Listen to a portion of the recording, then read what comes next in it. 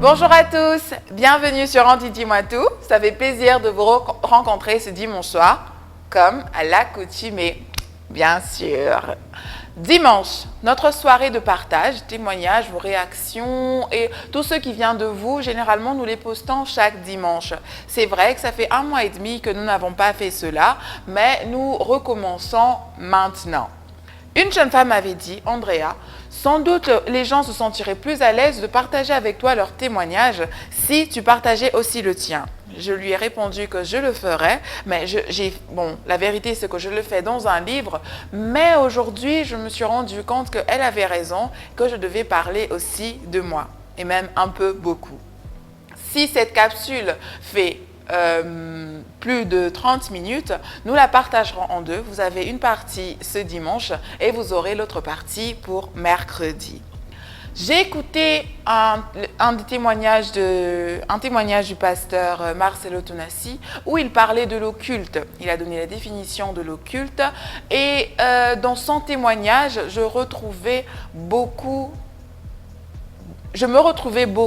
que ce soit dans mon passé et dans mon présent aussi, mais j'ai trouvé dans mon cœur l'importance de partager cela avec vous. Il y a l'Andrea que vous connaissez sur les réseaux sociaux. Il y a la Andrea que certaines de mes connaissances connaissent. Il y a Andrea que mes amis connaissent. Et puis il y a Andrea que mon cercle très restreint connaisse. Et puis il y a la Andrea que la famille... Bref, on laisse à certaines personnes voir une certaine partie de nous sans trop se... Et au fur et à mesure, il y a cette partie que nous connaissons nous-mêmes, mais il paraît même que très souvent, nous ne connaissons pas totalement. Et puis, il y a la Andrea que Dieu connaît. Il a pour nous des projets de bonheur et non de malheur et il souhaite que nous puissions prospérer comme prospère l'état de notre âme. Ce Dieu que je sers, nous parlons de grâce ce mois de mai et je veux lui rendre gloire pour la grâce qu'il a faite dans ma vie. Ce n'est pas lui qui nous choisit, ce n'est pas nous qui lui choisissons, mais c'est lui qui nous choisit. Et comme il le dit, il y a toujours une différence entre ceux qui le louent et ceux qui ne le louent pas. Et cette différence, je l'ai vécue et c'est pour cela que je décide de vous parler de mon histoire. Je viens d'une famille chrétienne. Mon père... La chrétienté de mon père est beaucoup plus fondée dans le catholicisme et ma mère, elle est protestante. Donc, en grandissant, c'est vrai que j'avais le choix d'être catholique ou protestante. Mais le choix, je crois, c'est fait soi-même. Je me souviens que les premiers rêves que j'ai faits, c'était à l'âge de 4 ans. Les premières visions que j'ai commencé à faire, c'était à l'âge de 4-5 ans. Et je ne comprenais pas exactement ce que je voyais, bien sûr. Je sais juste que j'ai fait mon premier cauchemar à cet âge-là. Il paraît que c'est à cet âge-là que les enfants commencent à faire des cauchemars ou à s'en souvenir. Mais je me souviens qu'un soir, je devais avoir 4 ans, je dormais dans la chambre des parents, il y avait un petit lit pour moi et ce soir-là, je crois que je me sentais déjà pas bien ou je sais pas, mais j'étais dans leur chambre, dans un coin de lit et j'ouvre mes yeux, il y avait une chaise devant mon lit et je vois une femme en ouvrant mes yeux, je vois une femme chat assise dessus. Elle a ouvert ses yeux.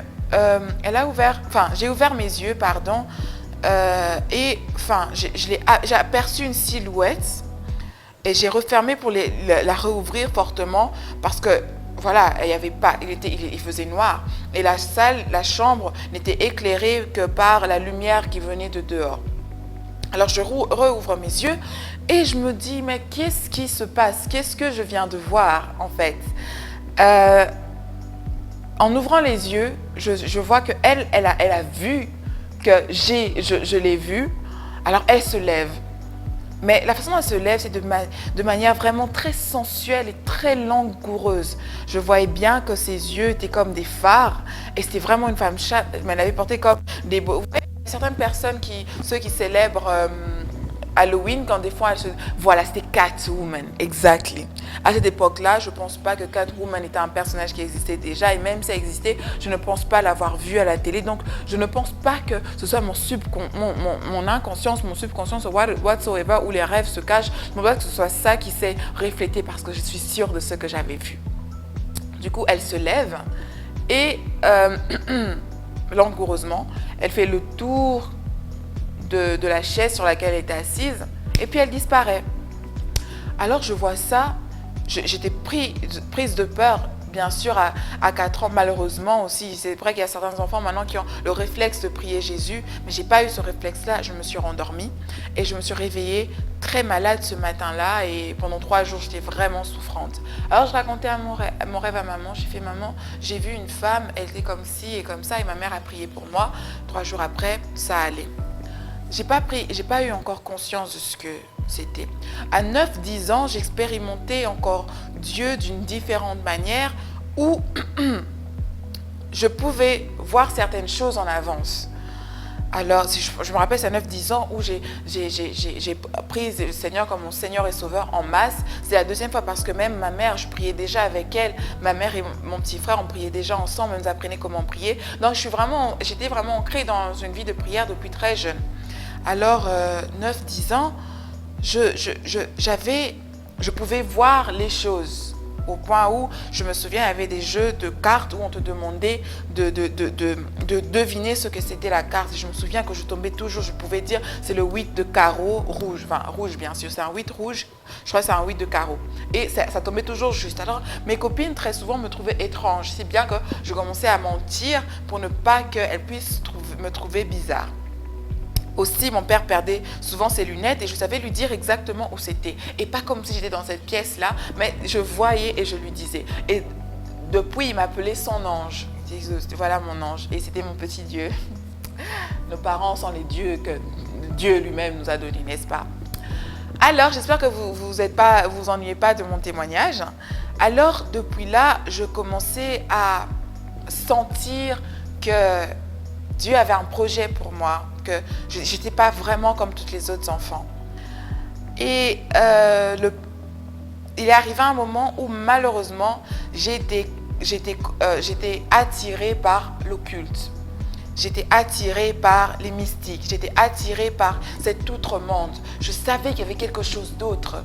Alors, les films d'horreur, tout ce qui faisait peur, c'était très attrayant pour moi. Je voulais savoir, j'avais soif, j'étais très curieuse. Je voulais vraiment savoir ce qui se passait de l'autre côté. Je savais qu'il y avait un autre côté. Je savais que j'étais observée. Je savais que... Je le savais, mais malheureusement, et Dieu merci, c'est encore la grâce que je n'ai pas totalement viré dans ces réclamations, ce sont des réclamations. Je commençais à faire des tarots où j'aimais bien deviner l'avenir des gens. Et des fois, ça tombait pile, mais c'est pas parce que tous ceux qui prophétisent ou qui voient des choses, ce sont des choses qui viennent vraiment de Dieu. Je n'avais pas conscience de ce qui se fait. En même temps, il y avait quelque chose en moi qui me disait: Andrea, tu ne devrais pas faire ça, mais je le faisais. De 10, 11, 12 ans, j'aimais ça. Il y avait des cartes, il y avait une revue que j'aimais bien lire. La revue s'appelait Miss. Ma mère aimait bien, ma mère l'achetait, et dans ce mois-là, ils ont donné des cartes de tarot et comment les lire. Donc, je m'amusais à le faire. Ensuite, je me suis amusée à lire la paume de la main des gens. Je ne le faisais peut-être pas à tout le monde, mais je pouvais prendre et deviner ce que ça disait. Ensuite est arrivé le moment où j'ai été attirée par l'astrologie. Et je me plaisais à lire cela, et même souvent je me plaisais à choisir mes amis en fonction de cela. Est arrivé un moment où Dieu m'a rappelé, et c'était à travers une amie. Je salue. Elle s'appelle Benita. C'était à l'école, là j'étais à Kuntwala, et on a commencé à faire des séances de prière. Et j'ai expérimenté pour la première fois le parler en langue. On avait 12 ans, et puis c'est allé jusqu'à mes 14 ans, où on priait tous. Et je me souviens qu'il y avait une fille avec nous une autre amie aussi, avec qui j'ai même pensé à elle ce matin. Je me demande qu'est-ce qu'elle est devenue, on s'est changé les numéros. J'ai pensé à elle et je lui ai dit, j'ai fait, tu sais quoi, t'inquiète pas, ton père a un travail et votre vie va changer. Alors, voilà, c'est fait, je lui dis. Le lendemain, 2 jours après, elle revient vers moi. Ah, Andrea, tu te souviens de ce que tu as dit? Mon père a un bon boulot et tout ça, tout ça. Et je me suis dit, ah, Dieu m'utilise. Dieu me pardonne, que j'ai un cadeau. Je sais comment je vais commencer à l'utiliser. C'est le moment où, voilà, j'étais je me suis ouverte à Dieu. Il y avait mon parler en langue qui s'est développé et je grandissais dans la crainte de Dieu, dans la parole de Dieu. Je n'ai pas vraiment fait de crise d'adolescence, je n'étais pas très impolie envers mes parents. Les garçons, bien sûr que oui, je les aimais, mais je les aimais de loin, dans le sens où j'étais une très grande amoureuse, mais j'aimais bien écrire, j'étais très renfermée sur moi-même. Je n'ai pas été turbulente en grandissant. Malheureusement ou heureusement, je ne sais pas, c'est là où j'ai aussi commencé à expérimenter des attaques. Je voyais beaucoup de choses et je ne dirai pas tout parce que le Saint-Esprit ne me met pas à cœur de le faire et je lui ai dit que j'allais quand même choisir comment partager mon histoire. Mais il y a on a tous des histoires, chaque famille a son histoire. Et moi, je voyais certaines choses liées à ma famille. Je me souviens qu'un soir, je dormais, j'avais 15 ans, et dans ma pièce, dans la chambre, j'ai vu beaucoup de nains. Ils étaient tous petits. Et c'est quand quand le pasteur Tounassi, Marcelo Tounassi, on a parlé dans ce rêve, je me suis dit, cette chose-là, quelqu'un d'autre m'en a parlé. André, tu devrais aussi parler de ton histoire. Ils étaient tous nombreux. Alors, ils avaient rempli ma chambre et je ne savais pas d'où ils venaient. Ils étaient nombreux autour de mon lit. Et c'est là où je sentais que mon souffle commençait à partir. Je me sentais mourir. Je sentais que je partais. Alors, je sentais que j'étais en train de tomber dans un trou noir. Le plus ils étaient là, le plus moi je descendais. Le plus j'allais plus bas. Et en sentant cela, j'ai eu cette fois le réflexe d'appeler le nom de Jésus. J'ai appelé Jésus. Et c'est là que mon souffle revient, je me remets je m'assieds et j'avais peur. Je n'ai pas prié. J'ai fait une courte prière, j'ai fait Seigneur, protège-moi. Je me suis rendormie. Le lendemain, je raconte à ma mère, elle me fait, quand ça t'arrive, prie. À partir de là encore, je sentais que j'étais observée, que je n'étais pas seule. J'ai continué les séances de prière qui étaient de moins en moins, c'est vrai. Et voilà, l'adolescence vient avec ce qu'il vient, où il y a eu une petite distraction, pas des hommes toujours, c'était les réseaux sociaux. Il y avait Skyblog, Skyrock à l'époque, il y avait MSN, il y avait, voilà quoi, j'avais plus le temps de prier autant et bien sûr mon don s'est étouffé. Avec Benita, nous étions plus aussi close, nous l'étions mais pas autant que nous étions censés l'être. Alors vient la 5e secondaire, la 6e secondaire, en 6e bien sûr pour les examens d'État, on se met à prier encore plus fort et Dieu a agi, Dieu nous a fait grâce. Ensuite est arrivé le moment où je me suis séparée de mes parents. Je suis allée continuer mes études universitaires en Afrique du Sud. Et je me souviens de ce prophète-là qui m'a fait « Andrea », parce qu'on a tous des problèmes, fait « Andrea, quand ce problème-là va arriver, mets-toi à genoux et prie ». Il m'a dit clairement où il me voyait, où il voyait le drapeau du pays dans lequel il voyait. Je me suis dit, mais Dieu m'envoie là, pourquoi je parle de la vie? C'est juste une étape. Dieu sait comment il va faire les choses. Je suis allée en Afrique du Sud. Very prayerful I was. J'étais vraiment très croyante et priante la première année. Ensuite, il y a eu les amis et il y a eu ce moment où tu sais que tu sais plaire. Tu sais que tu sais plaire. Ici, au Congo, pardon, je crois que j'ai bougé mon micro, j'espère que ça ne va pas faire du bruit. Au Congo, c'est vraiment les femmes qui, comme je disais, même quand on parlait de la beauté, il y a une capsule à parler de la beauté, c'est les femmes qui ont beaucoup plus de forme, qui sont admirer, adorer, vénérer, permettez-moi le terme. Et moi, donc du coup, je vais dans ce monde-là, dans ce pays-là, où c'est les femmes minces, où il y a, bon, il y a toujours certains qui préfèrent les formes, mais il y a beaucoup plus celles qui sont minces. Donc je savais que je savais plaire. Et c'est le moment où je me suis rendu compte que I was pretty. Et ça, malheureusement, heureusement, ça dépend vraiment de ce que vous voyez. C'est aussi une question culturelle. J'ai commencé à côtoyer les boîtes de nuit et ainsi de suite. Donc ma vie de prière avait beaucoup baissé. 19 ans, 20 ans, elle avait baissé. Mais je priais. Il y avait des moments où chaque décembre, c'était que décembre où je jeûnais personnellement, seule, j'étais moins avec Dieu. Et Dieu me parlait, Dieu m'a toujours parlé. Il me disait, il y a ça, et il me montrait exactement comment mon année serait. C'est vrai que je dis que Dieu nous aime. Dieu, il attend beaucoup de nous, c'est vrai, mais ce qu'il attend surtout, c'est un cœur repentant, c'est un cœur humble. Et voilà, je fais mes prières toujours. 21 ans, c'est l'année où, je peux dire c'est l'année la plus fun de ma vie, mais c'est l'année où quand même, je pense, j'ai vraiment été tentée à... Et quand je regarde où le diable, où le mauvais, où le malin a essayé de me ramener, je me dis, on est sauvé par grâce. Nous parlons de grâce dans le mois de mai, c'est fait Dieu fait grâce, parce que le connaître est une grâce, le servir est une grâce, prier Dieu est une grâce. À 21 ans, je côtoyais les boîtes de nuit. Des fois, quand je regarde comment je m'habillais, je me dis, mais est-ce que tu pourras encore t'habiller comme ça? Je ne juge personne et on ne m'a jamais rien interdit, moi. Et même j'ai des parents qui sont vraiment très ouverts, très libéraux. Et c'est même parce qu'ils m'ont donné cette liberté que moi, je ne voulais pas en abuser, que je ne faisais pas certaines bêtises. Je ne voulais pas décevoir mes parents. Mais quand je suis venue dans la foi, quand je suis revenue vers Dieu, ça s'est fait tout seul. Où on va arriver. De toute façon, on va découper ces capsules si elles sont trop longues.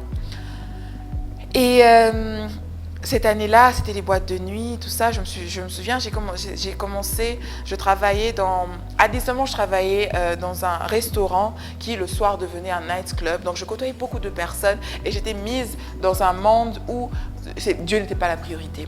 À 21 ans, je vais dans un autre lounge, restaurant VIP et tout ça, et je me mets à côtoyer des grandes personnes, des grandes personnalités. Et ces gens-là ne sont pas toujours des bonnes personnes, elles ne tiennent pas toujours les choses qu'il faut.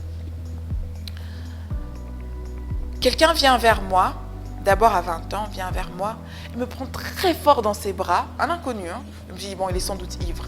Il me prend très fort dans ses bras et il me dit, ne change pas la personne que tu es un très bon fan. Je suis comme, ok, merci. Une autre personne vient, elle me dit, elle parle avec moi 2 secondes, tu es quelqu'un de bien, qu'on ne t'arrache pas ce que tu as. J'avais 20 ans, je me disais, ok. À 21 ans, une autre femme vient vers moi, elle me donne une carte, elle me fait, s'il te plaît, appelle-moi. Je passe cette carte à mon manager direct. Elle me dit, ce signe n'est pas bon, ça veut dire ça, fais attention. Alors, j'étais butée à 2-3 histoires comme ça où il y avait certaines personnes qui voulaient et me disaient, je peux fructifier ce qu'il y a en toi. Alors, je me disais, comment ça? Je commençais à aller à une église et malgré tout, non, j'aimais la soif que j'avais de Dieu. Le lunch, le restaurant, souvent le week-end, le samedi, on travaillait de 18h à 5h du matin, à 6h, 5, 6, 4, 5, 6h. Alors même quand c'était après ça, j'attendais que ma cousine passe me prendre. Même après ça, j'allais à l'église le lendemain matin à 9h. J'ai dit, il ne fallait pas que je rate mon one-on-one avec Dieu.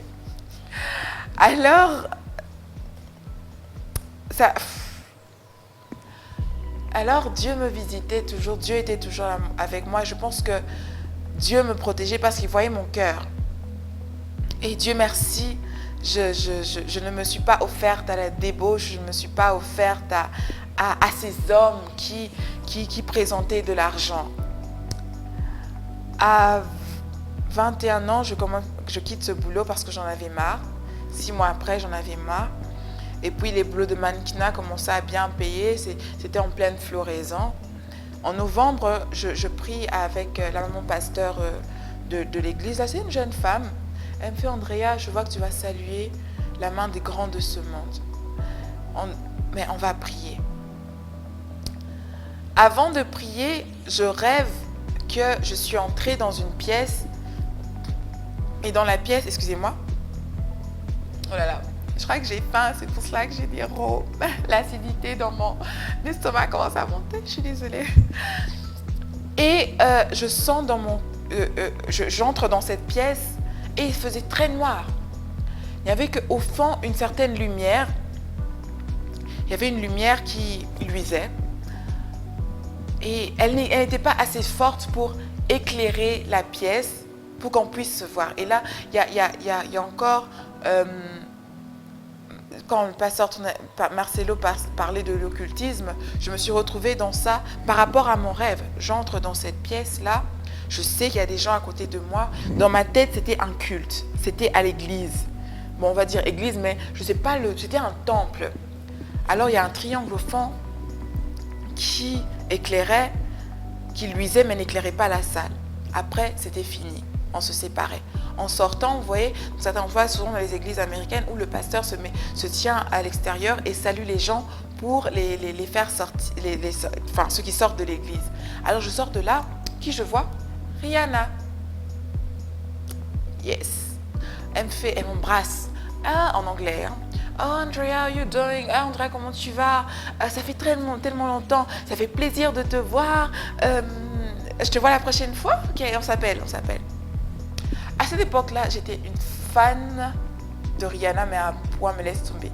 Mon style vestimentaire, j'avais même coupé mes cheveux comme elle. C'était là, je l'aimais, pour ne pas dire adorer. J'aimais Rihanna. Donc, je trouvais que, quand je suis beaucoup plus mince, j'ai trouvé qu'on se ressemblait. Je dansais comme... Ah, la façon dont je dansais... Et là, quand on me dit danser, je préfère dire non, je ne sais pas. Je dansais comme Rihanna. Donc, oh là là. Je continue le rêve en sortant donc, après que je l'ai embrassée. Je vois ma mère, elle était vêtue de doré, une tante à moi, et il y avait une troisième femme, je ne me rappelle plus de qui c'est. Alors, elle vient vers moi, elle m'embrasse. Elle me fait, Andrea, comment vas-tu? Tu m'as manqué. Elle a porté un boubou doré. Et ça vraiment, c'était fait... Bref. Alors, elle m'embrasse et tout ça, j'embrasse les autres. Non, j'embrasse les autres et puis je l'embrasse. Andrea, comment tu vas? Tu me manques. Et tout ça, je suis heureuse de te voir. Elle me prend dans ses bras. Et puis, elle me tient comme ça. Et puis, elle bouge la tête. Elle dit au nom de Jésus. Alors, quand elle dit ça, je recule. J'ai fait, maman, ne fais pas ça. Elle dit au nom de Jésus. Je lui dis, maman, ne fais pas ça. Alors, les femmes avec qui étaient mes tantes se mettent à prier. Je tombe par terre. Et je rentre. Alors, je rentrais en arrière. J'étais en train de rentrer et tout ça. Et elle me suivait. Elle marchait, mais dans le rêve, je voyais que je rentrais. C'était rapide. Et et à un moment, elle s'arrête. Elle me regarde. Je fais, oui, ça va, c'est bon. Arrêtez, ne priez pas comme ça. Arrêtez, c'est bon et tout. Et elle me regarde. Elle fait, non, elle essaie de me lever. Elle fait, c'est pas fini. Elle a encore commencé à prier. On est rentré.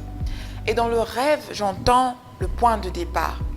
Les vêtements que j'avais, bien sûr, le fait que je rampais en arrière, ont commencé à se déchirer. Et j'arrive, les vêtements que j'avais n'étaient pas ce que j'avais, mais c'était un peu, ça avait perdu leur éclat. Alors cette fois-ci, elle me lève, elle me dit, on va recommencer et on va marcher avec Jésus. Elle me dit ça dans le rêve. Alors on marchait avec beaucoup de palmiers et tout ça. Et on a recommencé à marcher. Je vois ce rêve. Je dis... Et puis le truc, c'est que j'étais vraiment assoiffée de tout ce qui avait rapport aux Illuminati, ce qui était rapport à l'occulte. Donc je lisais beaucoup dessus. And it's bad. On me disait que c'était mauvais. Je me disais, non, ça ne me fera rien. Alors moi, je me disais peut-être que j'ai fait ce rêve en rapport avec ça. Mais la dernière fois que j'ai lu sur ce truc, c'est remonté à très longtemps. Après, je me suis dit peut-être que c'est juste mon subconscient qui revient. Je raconte à mon pasteur qui se met à prier pour moi. Elle a commencé, c'est la première fois que je fais la délivrance. On me délivre d'esprit des eaux, l'esprit de sirène. Je le rigole parce que... Ah non, ça c'était après. L'esprit de séduction aussi. Alors elle prie dessus et tout ça. Elle me fait, Andrea, Dieu t'aime. Bon, elle a sorti certaines paroles et tout ça. Elle dit, ce pays, c'est pas là où tu seras. Bref, elle m'a dit où ce serait. Great!